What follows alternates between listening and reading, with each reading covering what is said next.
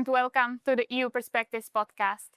When we talk about Europe's competitiveness, we usually think about innovation, energy, or industrial policy.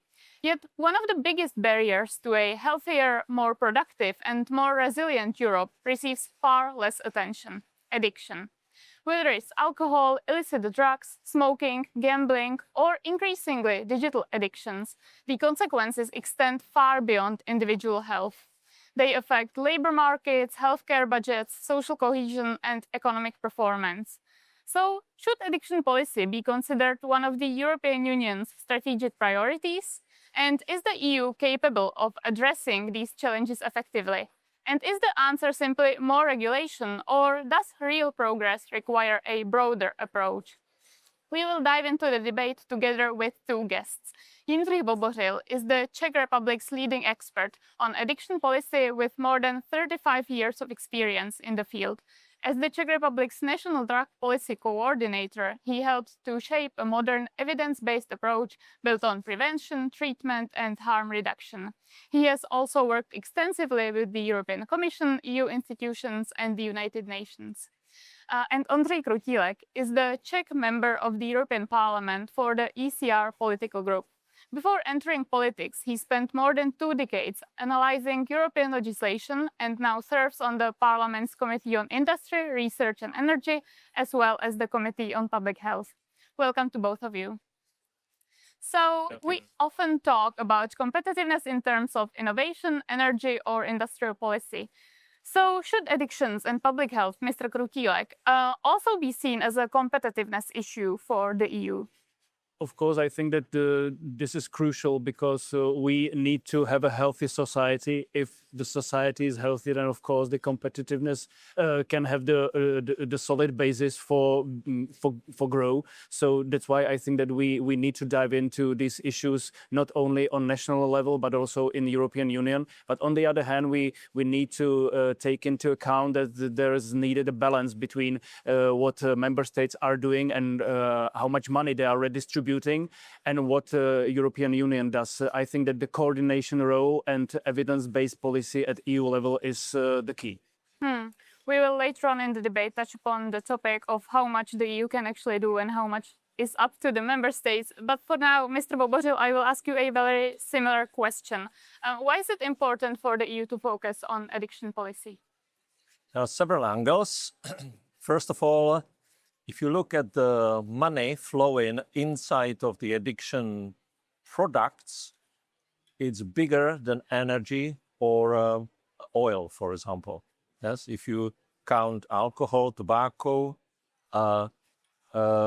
pharmaceutics, of course, illicit drugs and gambling. I think we must not forget gambling. And of course, digital addictions today, together with gambling, it's enormous. So that's first of all, it's so big that it cannot fall under one DG, in my opinion, because one DG is very limited and also influenced by one particular view. So I think it has to be even taken out of the DGs and going coordinating, as we do it in most countries in the member states in the EU. That's one. Of course, two is the health attached to. It's one of the biggest problems in preventative diseases. So only tobacco, it's almost 1 million people dying every year because of smoking. In terms of crime, that's another issue. We are now witnessing very unprecedented growth of shadow economy, interconnected with counterfeit tobaccos, for example, which grew in just its rocket growth. I don't know how to say it in English, which is interconnected with illicit drugs. Today, for example, tobacco is the main currency, the main payment for cocaine, for example, coming from outside of the European Union. And what we see recently, and what some of the institutions such as Europol or Olaf pointing out, money flowing outside of the EU are actually financing hybrid war. So at this moment, we are in the unprecedented situation when enormously growing shadow economy, and Europol saying, kind of catching up with the losses of the sanctions in Russia, is beginning to be threat not only as criminal organizations but defense threat. So I know it sounds too big and too much, but that's actually true. So the keyword is cooperation between sectors. Not only cooperation, I think it has to be taken out of the DGs under some level of highest level of coordination, president, chair of the parliament, to have it as independent as possible. And of course, the main thing is to have all the data together, all the experts together, and knowing that it's bigger than as I said, than energy, for example, industry. So if we accept the premise that it is more than just about health when we are speaking about addiction, what can policy that focuses on addiction but also takes into account competitiveness, what can that actually look like in practice? Well, I do agree with Jindřich that we need a sort of coordination at the level of European Commission, because if European Commission is the one who comes up with proposals which then are endorsed by Council and the European Parliament, then we definitely need coordination at the very beginning. On the other hand, I don't think that this is possible in this term, because when we can see how European Commission works now, it's divide et impera principle coming from the 13th floor and Ursula von der Leyen, and I'm not convinced that she's open for such a shuffle or reshuffle at the moment. But maybe when the problem will be growing, then of course we have experienced this during the COVID era. Then that's something new can come up with. If I may, it's emergency. I know I'm one of the few voices at the moment, but within a short period, we'll see the numbers. And it is an emergency when you have enormously growing shadow economy. Money, like if we look at the Olaf report, it says 2019, 4 billion euros flowing out. 2023, 10 billion euros. 2024, 14 billion euros. So it's going like this. So not paying attention to it, knowing that it's actually fueling enemy states, hybrid war and other operations. Yes, I think this is not doing anything is risky. So I know what Ondřej is saying, that in this bureaucratic house it's difficult, but I think we need to start talking about it. So isn't the European Parliament the one who should make the European Commission pay attention to this? Well, what we can do is to come up with an activity which will be focused on the security aspect of the whole issue, first of all. And second, we are now debating multi-annual financial framework, and Commission is trying to get more money into EU's pocket, and this could be a way how to secure the funds for next 7 years. So maybe these two points could be put together and could be a start of a pressure on European Commission to make these internal reshuffles. And do you think that other lawmakers in this House feel similar as you do, that it is an emergency and we need to act?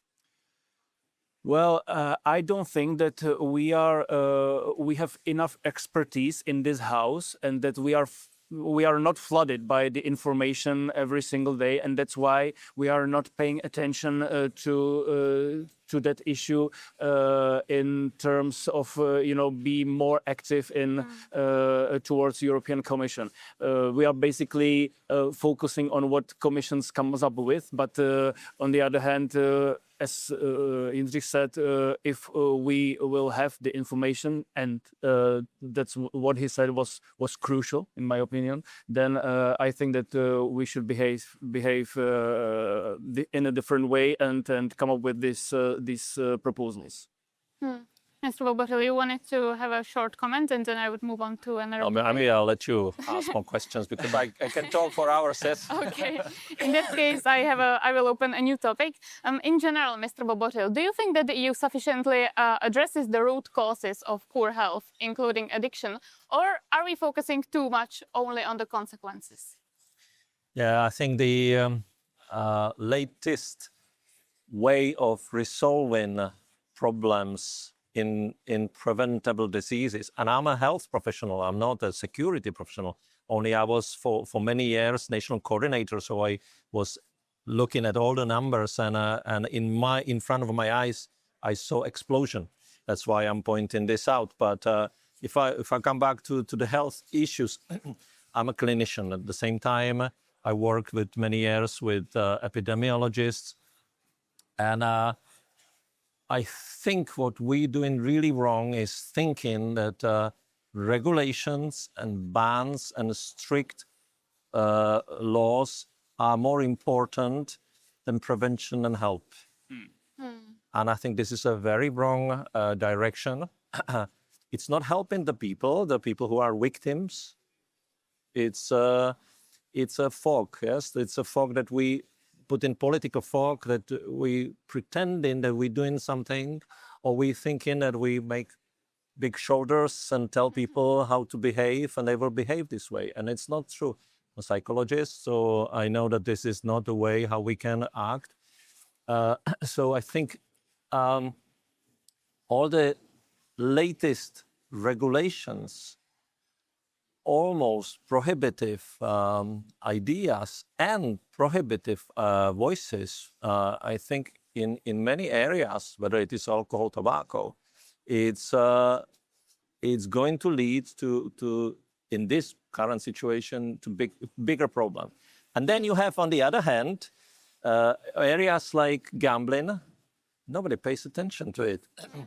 And it's a big problem. Of course, many member states already included gambling in their policy. And on the level of the EU, nobody pays attention. So it shows how this is very fragmented. And I would say not up to date. So, and of course, you might probably asking whether abstinence-based policies, to name it, is the solution. No. How Czech Republic based our policies, and I think we have all the results, whether it is in illicit drugs, whether it is in alcohol, also in gambling, also in tobacco, minimizing risks and harms, orienting on regulating according to the risks. So we have different kind of products on the market which are addictive, but the addiction is not the problem. The problem is the harms are caused, because you can have 3 different products which are as addictive as the other, but one of them will cause more harms. Let's say you look at buprenorphine, heroin, and fentanyl. All three are opioid drugs. In Czech Republic, for example, we have even legal access to kratom, which is very mild opioid. But everybody knows that fentanyl is much more harm. And that's, if you look at all areas, whether it is tobacco, alcohol, or gambling, you can have different type of products. And I think this is the way we have to look at it. I know it's not something that anybody wants to hear, because people want to put regulations. Yes, let's regulate, but regulate according to the risks. Mr. Krutílek, do you agree? Is harm reduction the way to go forward? I'm conservative, so I know that there will always be some vices in the society, and it is necessary to reduce the harm. And I think that this is the right approach. But I'm afraid that maybe it can be more seen among the member states, but not here in European Parliament. We are focusing more on prevention than in previous terms, that's for sure. but I also see this prohibitive and regulative aspect of our behavior here in this house. So I'm afraid that if we will not strike a right balance, then we will go into bigger problems and unintended consequences of our steps, which many of my colleagues will clap their hands. We need to know. Sorry. Yes, very quickly. you ask questions. Don't worry. Okay, then let's talk a bit more in specifics. The European Union recently released two initiatives. It's the Europe's Beating Cancer Plan and European Cardiovascular Health Plan. Do you think that these initiatives sufficiently address the real causes of poor health, including smoking and addictive behaviors, or are they still too focused only on the consequences? I think that the preventive aspect is inside, but I remember all those debates on both of the documents here, and I remember that we have been debating, for example, what should be written on particular issues regarding alcohol, whether consumption of alcohol or whether harmful consumption of alcohol should be there. And I think that this shows how we need to balance the approaches among members of the European Parliament and how restrictive some of us can be. So yes, it is in somehow a step forward. And of course, we have a new Sant committee which has not been here in the previous term. That's for sure okay, but my leftist colleagues, usually would like to have more restrictions than which are worse for the society at the end of the day. Mr. Vobořil, comparing the approach between member states and the EU, do you feel that there is a difference between how they approach addiction? I think many member states are far ahead from the EU. I have to say that. EU policy, I already said that, very fragmented. Some issues are in the hands of, let me say it, some kind of a health police. Yes, we created this kind of health police that's in tobacco. And some issues are not touched at all. So, and it's fragmented. And we say, yeah, we have cross-party issues, cross-section issues. Not true. I've been through it for 15 years. I used to come to Brussels every month to go to HDG, for example, group, which is concerned with drugs. And that's in the hands of DG Justice. Again, you look at the European strategy.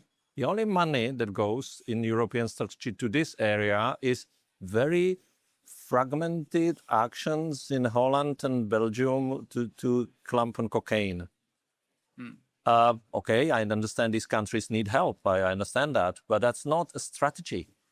That's a concrete help to two countries, and then they took this successful actions. They found a few hundred kilos of cocaine in the same storage, some tons of illicit tobacco. So nobody takes. There is no enough coordination. There is not enough evidence-based directive. I don't know how. I don't have the right words for it, yes, but I'm. There's not enough direct action on tobacco. I think European Commission is slipping, thinking they're better than the member states, and I'm very critical about it, to be honest. And I think this needs to have reshuffling as soon as possible. Well, yeah, then, but before we do that, I think that what we need is to share our experiences, which individual member states have, and that's what you can do without any reshuffle. So I think that member states should be more vocal on those negative aspects of what we are debating here, and should start without European Commission. And when there will be push coming from if there will be a grassroots activity coming from member states, then I'm pretty sure that the European Commission will be under pressure and will mirror these moves also in its own internal procedures. Actually, let's stay on the topic of tobacco for a minute.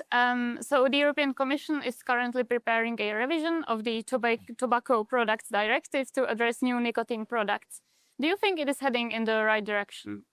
Yeah, I said it. I think this is this idea that we will forbid, we will regulate, and we will be in paradise. That's not how it works. We already regulated well enough, and some of the regulations worked well. Pushing further is not going to work. And I keep saying in Czech Republic as well, and I kept arguing, I worked with 7 prime ministers, or 8 actually. And I keep saying, politics need money. And we need to put money in prevention. That's 80% of the instruments that governments or EU have, not the repression.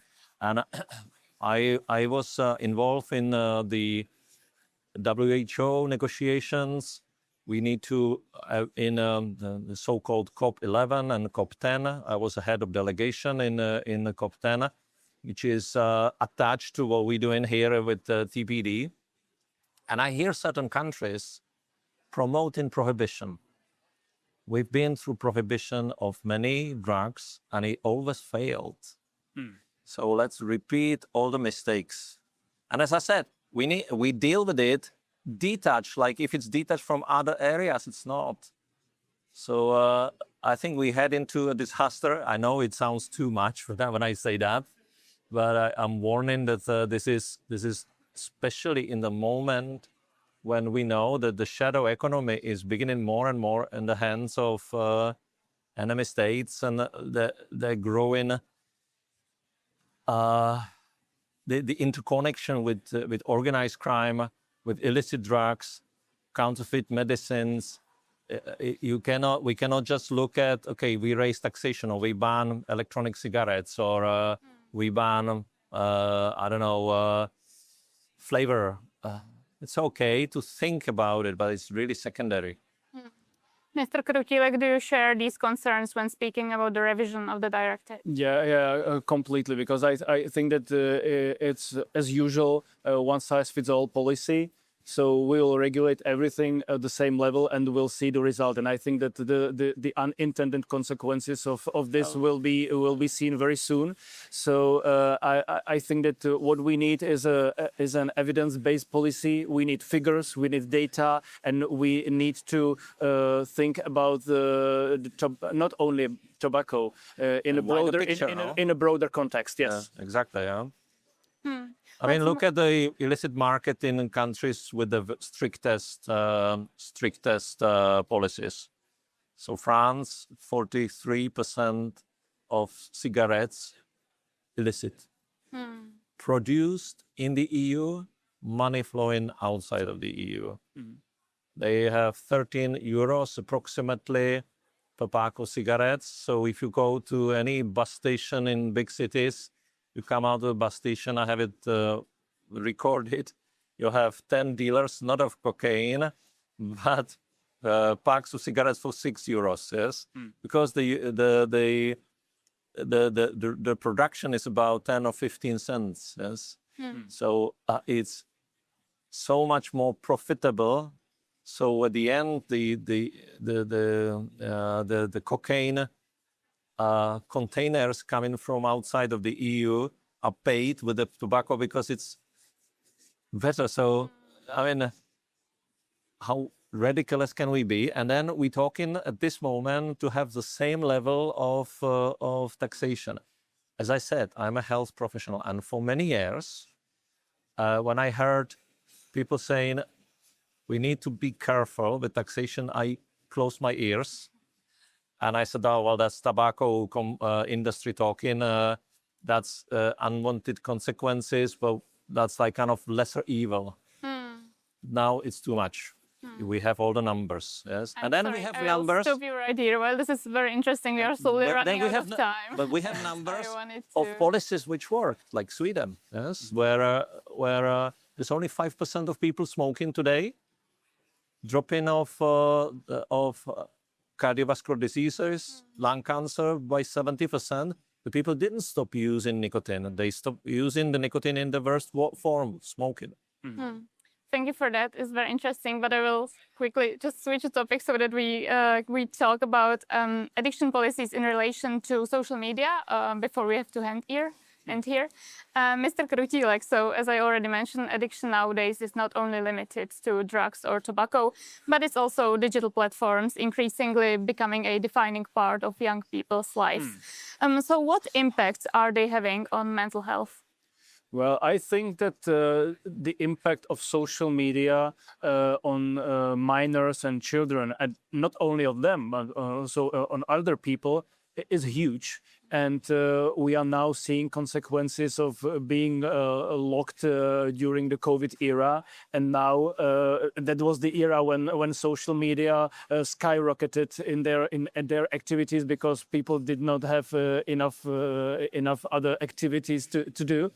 And what European Union needs to do now is to use the legislation which is already there. Because I think that this is the similar story. If we'll just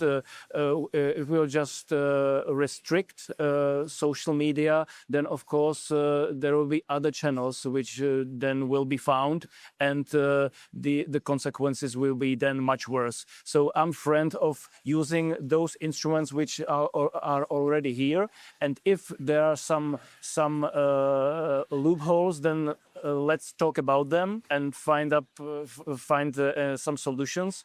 But pure restriction, which is usually debated here in this house, will not work at all. Let's talk specifics.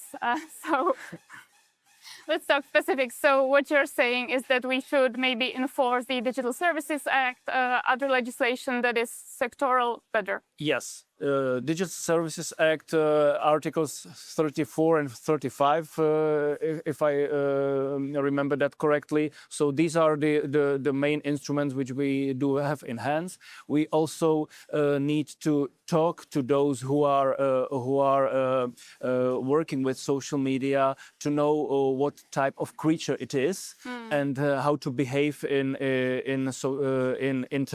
the internet. For example, when you talk to children, I have 3 kids. I talk to them. I use let's say soft restriction with, let's say, Google Family Link. So I restrict the screen time, etc. But I don't restrict anything what's going on social media. We talk with my kids, and we can see that they do understand how everything works. But they need someone, let's say, a mentor who shows them the way why this video is prepared in that way that they see it, what's behind some, let's say, advertisements on social media, etc. So I think that this is the way how to show a right path for the future. Because if we'll just restrict, we will keep kids out of the world. And then when they are, let's say, adults, then they will be blind as kittens in internet, and they will not be able to understand what's going on, and they will be more fragile. And that will be the result of any restrictions which we are debating here. Mr. Vobořil, similar question. Social media ban for minors has been a hot topic for a while now, and I can already imagine what you will say, but maybe can you expand on that? Yeah, ban. I already mentioned that banning is not the solution. I'm a psychotherapist, and I've had clients or patients, if you want, last 17 years. Yes, I've been working in this area. It's not new, only growing. we must not forget that this thing is not only social media, it's gaming, gambling, porn. So it's a whole thing together. I think the parliament looked at it closely quite well. I think this is, I can say, well done, because one of the major things is the algorithms, not the access, but the algorithms, which is complicated to regulate. It's the same in and we had this debate in gambling. And there are countries such as Australia, for example, which regulate algorithms with gambling. In my view, I know that this is very, let's say, individual. I'm not mainstream in this, but in my view, I think we need to make industries part of the solution. We need to sit together with the industries and push or make some of the industries our allies in this, because you cannot beat it. If you start banning, I can see it with gambling. More than half of the gambling industry today is online, and we have very strict restrictions on license in Czech Republic on the license providers. So we switch off every year 200 to 300 illicit ones. You switch it off, the following day you have a clone, yes? So you need the industries to be involved because they have instruments to help. So you need to make sure that industries push some ethical possibilities. I remember this debate 30 years ago when Margaret Thatcher came with this idea. Let's speak to the industries. Let's make them allies in this addictive areas, and work with those industries who are willing to go with us. I think that's the only option. And of course, as I said, prevention. So we can ban anything, but we don't put money in preventative measures, not only in terms of raising taxation or restricting something, but in the soft type of prevention. It's not going to work. I agree that this type of activities are important, but it will be very very difficult, to get a green light for that here, especially in European Parliament. But I'm pretty sure that what Jindřich said is the only way forward, and I think that what we can do as European Union now, that public health is something what is put into the treaties, that if something goes against public health, then of course you can restrict somehow internal market. And that's what we can do without any other restrictions, any other regulations, any other directives now. So it means that if there is a product which goes against public health, against mental health of European society, then this type of product could not be put into the internal market.